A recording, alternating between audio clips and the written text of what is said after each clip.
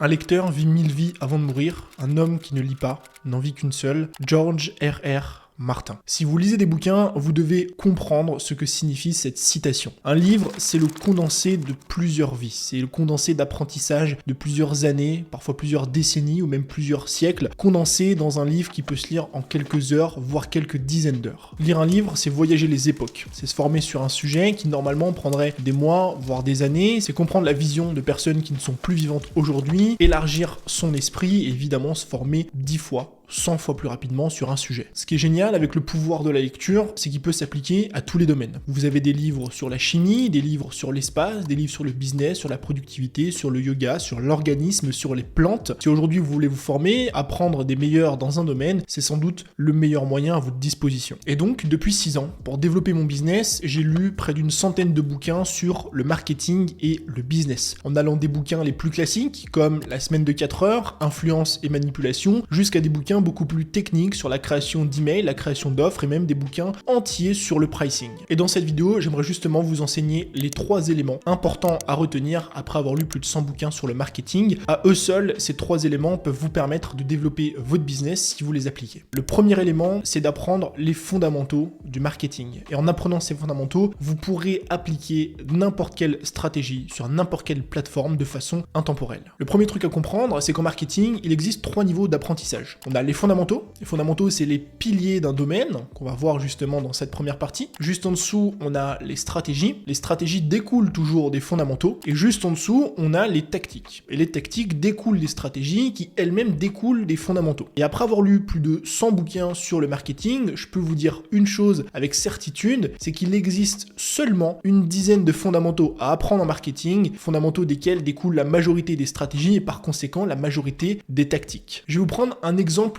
tout bête. Il y a quelques années en arrière, je parcourais des articles pour me former sur Instagram. Et il y a un conseil que je voulais revenir assez souvent, c'était une tactique de dire qu'il fallait utiliser des emojis dans les commentaires et dans les posts. Cette tactique, bien qu'elle soit discutable, c'est une tactique qui découle d'une stratégie. Cette stratégie, c'est de créer de l'interaction avec son audience et de paraître plutôt sympa, on va dire. Et cette stratégie découle d'un des fondamentaux qu'on va voir juste après, c'est le concept de sympathie. Concept qui est d'ailleurs tiré du bouquin de Robert Cialdini, Influence et manipulation. Et donc ça, c'est un exemple concret d'une tactique qui découle d'une stratégie qui elle-même découle d'un élément fondamental. Et donc en marketing, il y a quelques éléments fondamentaux que vous pouvez et que vous devez maîtriser et à partir de ces éléments fondamentaux, eh bien vous pourrez appliquer n'importe quelle stratégie et par conséquent n'importe quelle tactique, peu importe le domaine, peu importe la plateforme, que ce soit en ligne ou en physique et peu importe le temps. Le meilleur livre à lire sur le sujet, c'est celui dont on parlait précédemment, Influence et manipulation de Robert Cialdini. Pourquoi ? Parce que ce livre reprend littéralement les meilleurs concepts psychologiques qui sont applicables en marketing. Je vais en lister quelques-uns et on va voir quelques exemples qui sont applicables en ligne aujourd'hui ou qui sont utilisés depuis des années. Le premier élément fondamental en marketing tiré de ce bouquin, c'est le principe de réciprocité. L'idée est plutôt simple, si je te donne quelque chose, tu vas vouloir me rendre l'appareil en me donnant autre chose. C'est utilisé par exemple en hôtellerie, on va laisser un cadeau de bienvenue, on va laisser des chocolats sur l'oreiller, ça va créer une sorte de micro-dette qui va faire que tu vas, en général, tu auras plus tendance, on va dire, à laisser un avis positif, à être content de ton séjour. C'est aussi quelque chose qu'on utilise beaucoup en email marketing pour récupérer des adresses en l'échange d'un freebie ou d'un cadeau. En général, si je te dis juste donne-moi ton adresse email s'il te plaît pour faire beau et pour te faire la promotion de mes produits, tu voudras pas. Par contre, si je te dis voilà, je t'offre un guide, eh bien ça crée encore une fois ce principe de réciprocité. Le deuxième principe, c'est l'engagement à la cohérence. Là, c'est quelque chose qui est aussi très utilisé. Le concept est simple. Si je m'engage verbalement envers toi, si je signe quelque chose, si je dis oui, je vais faire ça, eh bien inconsciemment, je vais essayer d'être cohérent avec mes propos. Et donc, j'aurais plus tendance à le faire si je me suis engagé en amont. Le troisième élément, c'est la preuve sociale, utilisée depuis des années dans plein de domaines. Le concept est simple, tu vas prouver socialement que ton produit fonctionne. Donc on va avoir des avant-après dans le sport, on va avoir les témoignages clients, c'est sans doute la forme de preuve sociale la plus connue, mais aussi on va avoir les parutions presse, les parutions à la télé, les X personnes ont déjà acheté, je suis numéro 1 sur le marché, tous les éléments qui prouvent finalement que socialement ton produit ou ton service est accepté. Et encore une fois, énormément de concepts et de stratégies marketing sont sous-jacentes de la preuve sociale. Quatrième élément, la sympathie. Plus tu vas être sympa, donc je mets des guillemets, c'est toujours un petit peu personnel, mais plus tu vas être sympa envers une personne, plus tu auras tendance à finalement pouvoir faire quelque chose avec cette personne-là. C'est pour ça qu'on va parler notamment sur les réseaux sociaux de créer une connexion avec son audience, parce que créer la connexion, ça crée cette sympathie et c'est toujours plus facile de demander quelque chose en retour. Élément suivant, c'est l'autorité, élément qui se rapproche un peu de la preuve sociale. L'autorité, ça va surtout être utilisé dans certains milieux, comme par exemple la médecine ou le coaching, où on va mettre en avant un diplôme, on va mettre en avant un cursus, on va mettre en avant une expérience. Donc j'ai 20 ans d'expérience, j'ai fait tel diplôme, tel certificat, j'ai eu tant de clients. Donc évidemment, ça se rapproche un peu de la preuve sociale, mais c'est un élément aussi qui est utilisé depuis des années dans plein de domaines. Et le dernier élément, c'est la rareté. Plutôt simple, plus un produit est rare, plus on aura tendance à le vouloir. Et le meilleur exemple que je puisse te donner pour le coup, c'est tout simplement les marques de luxe. Les marques de luxe ont très peu de production, ils ont très peu de produits, et c'est un choix, c'est parce qu'ils créent de la rareté sur le marché, ce qui fait automatiquement augmenter la demande. Et donc, quand tu regardes énormément de stratégies marketing, de bouquins que tu peux lire, de conseils que tu peux voir sur Internet, tu verras qu'une énorme majorité, pas tous évidemment, mais sont sous-jacents des éléments que je viens de t'énumérer juste ici. La réciprocité, l'engagement à la cohérence, la preuve sociale, la sympathie, l'autorité ou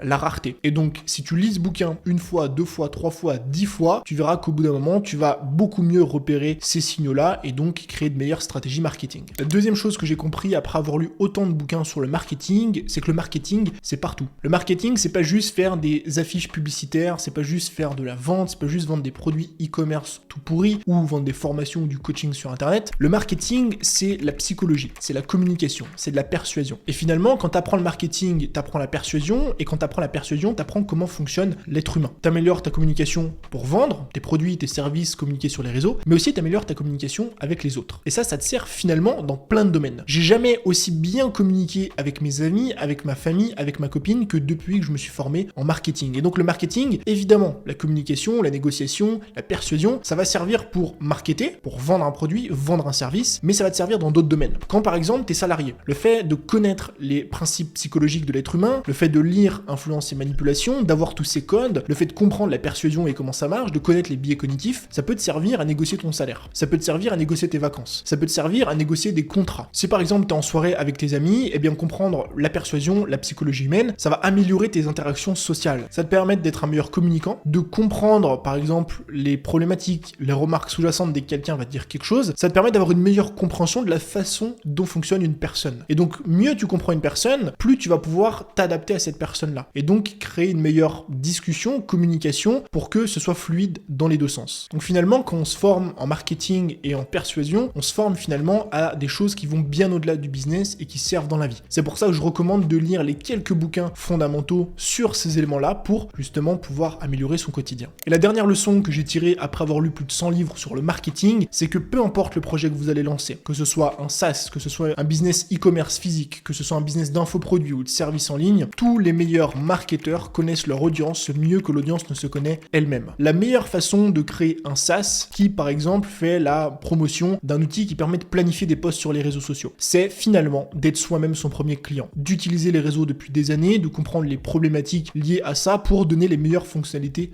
possible. La meilleure façon de monter un business de coaching sportif, de comprendre les douleurs, les problématiques qu'on peut rencontrer qu'on a envie de perdre ou de prendre du poids, c'est finalement de soi-même avoir été dans cette situation-là. Est-ce que ça veut dire que si vous n'avez jamais été dans cette situation, vous n'allez pas réussir? Pas du tout. Ça veut dire que bien souvent, dans la majorité des cas, les personnes qui réussissent le mieux sont celles qui comprennent le mieux leur audience. Donc soit parce que vous avez été vous-même dans les situations, soit parce que vous avez fait un travail monstrueux et monumental sur la recherche de marché. Et quand je dis monstrueux ou monumental, ça veut pas dire juste envoyer 2 DM sur Insta à des gens qui sont potentiellement intéressés. Ça veut dire passer des heures, des jours, des semaines ou des mois au téléphone, aller rencontrer en physique des personnes qui rencontrent cette problématique, discuter, passer des journées finalement dans la peau du client pour comprendre ses besoins. C'est d'ailleurs l'une des raisons du succès de Starbucks. À l'époque où Starbucks voulait se développer, le CEO est allé dans les Starbucks pour poser la question aux clients de savoir finalement ce qu'ils aimaient le mieux dans leur café. Et c'est de cette façon-là, après avoir passé tout un été complet complet à visiter des dizaines et des dizaines de Starbucks, demander à des centaines et des centaines de clients, que finalement ils ont pu créer l'offre parfaite qui fait qu'aujourd'hui Starbucks connaît un tel succès. Et donc peu importe ce que vous faites aujourd'hui, au-delà des stratégies, des tactiques, de ce que vous pouvez voir un petit peu sur internet, la première chose que vous devez faire, c'est comprendre votre audience mieux qu'elle ne se connaît elle-même. Et donc par conséquent, passez du temps avec vos clients, passez du temps avec votre audience, faire des sondages, passez du temps avec eux au téléphone, discuter avec d'autres entrepreneurs, parce que c'est une source d'apprentissage qui est incroyable. Et que si demain vous voulez créer un produit, un service, vous allez pouvoir partir de cette base-là, de problématiques, ou parce que vous l'avez rencontré vous-même, ou parce que vous avez tellement discuté avec de potentiels clients que vous savez absolument ce qu'il leur faut. Et donc ça, c'est un élément indispensable si vous voulez réussir à marketer aujourd'hui. Donc voilà les 3 leçons que j'ai tirées après avoir lu plus de 100 bouquins sur le business et le marketing. Si jamais vous voulez que je fasse une vidéo où je liste les top bouquins que j'ai lus sur le sujet, n'hésitez pas à me le faire savoir juste en dessous dans les commentaires. Je vous remercie évidemment d'avoir regardé cette vidéo jusqu'à la fin. Je vous dis à très vite. C'était Tony.